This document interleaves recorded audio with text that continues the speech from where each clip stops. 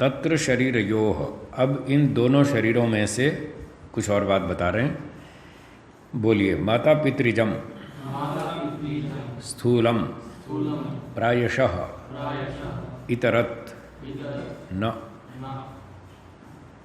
भाष्यम। स्थूलम शरीरम प्रायशः माता पितृजम भवति।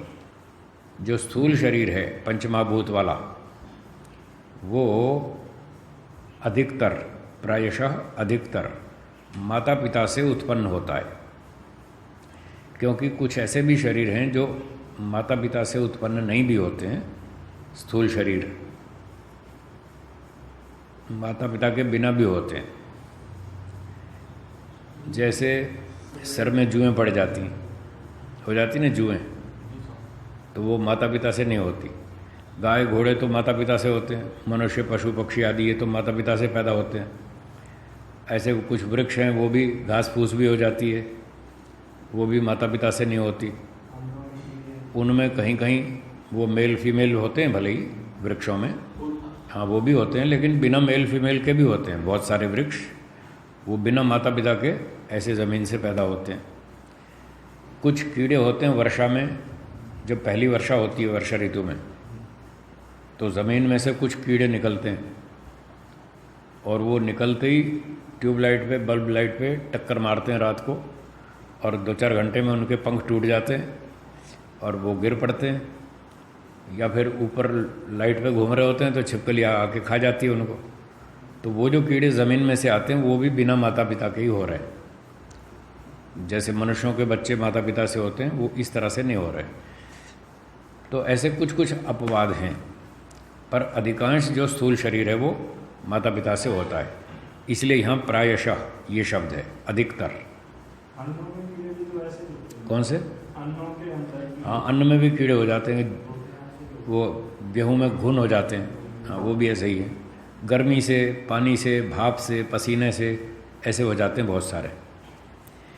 तो प्रायः आगे बढ़ता हूँ। प्रायशः कथनेन आरंभ सृष्टौ तदपि अमाता पितृजम अयोनिजम भवति।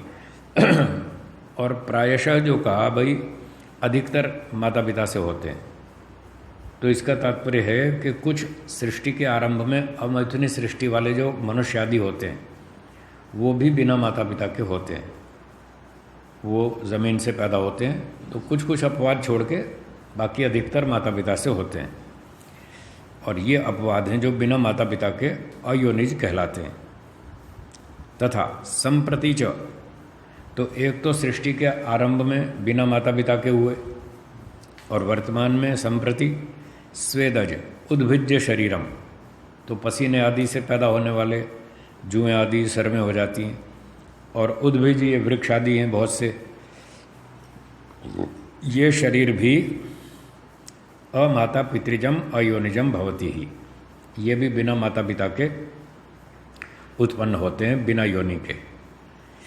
इतरत न स्थूलाद भिन्नम सूक्ष्म शरीरम माता पितृजम न भवति। जो सूक्ष्म शरीर है वो माता पिता से नहीं होता, वो तो ईश्वर स्वयं बनाता है। प्रकृति से महतत्व, महतत्व से अहंकार, वो सारा आप पढ़ चुके हैं, वो सारा ईश्वर स्वयं बनाता है बिना माता पिता के।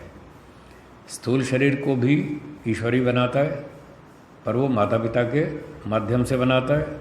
सूक्ष्म शरीर बिना माता पिता के माध्यम से बनाता है। ठीक है? जो पेड़ पौधे होते हैं ये बिना बीज के भी हो जाते हैं? नहीं, बीज तो होता है, पर जैसे मनुष्यों में माता पिता संयोग करते हैं उस पद्धति से नहीं होता, ये कह रहे। बीज के बिना तो नहीं कहा, बीज के बिना नहीं कहा, माता पिता के बिना कहा। सभी पेड़ पौधों को ले लें या कुछ? अब पता नहीं, इतना तो फिर मैं कोई बताया था कल, मैं कोई बॉटनी वाला तो हूँ नहीं। आप सभी का बात कहकर मुझे बांधना चाहते हैं, फिर ये 2-4 बात इधर उधर से ढूंढ लेंगे, फिर मेरी खिंचाई करेंगे। आप मुझे बांधना क्यों चाहते हैं? मेरा विषय नहीं बॉटनी, मैं कैसे बताऊं कि सारे पेड़ पौधे ऐसे होते हैं? मुझे क्या मालूम? आपको 2-4 उदाहरण दे दिए, आपको समझ लेना चाहिए कि हाँ बस ऐसे होते हैं। अब बॉटनी थोड़ी पढ़ने बैठे हम यहाँ स्थूल शरीर की, सूक्ष्म शरीर की बात सीख रहे हैं। भाई माता पिता से पैदा होते हैं, बिना माता पिता के भी होते हैं, बस स्थूल शरीर की बात बतानी है, बॉटनी थोड़ी पढ़ा रहा हूँ, ठीक है ना। चलिए सूत्रार्थ लिखिए।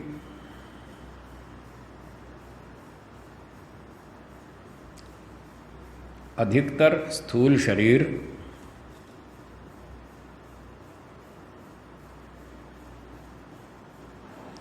माता पिता से उत्पन्न होते हैं।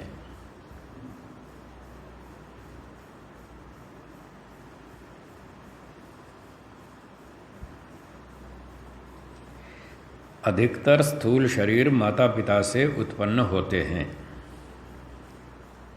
परंतु सूक्ष्म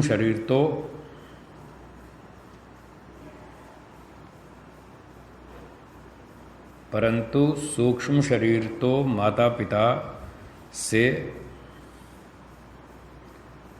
उत्पन्न नहीं होते।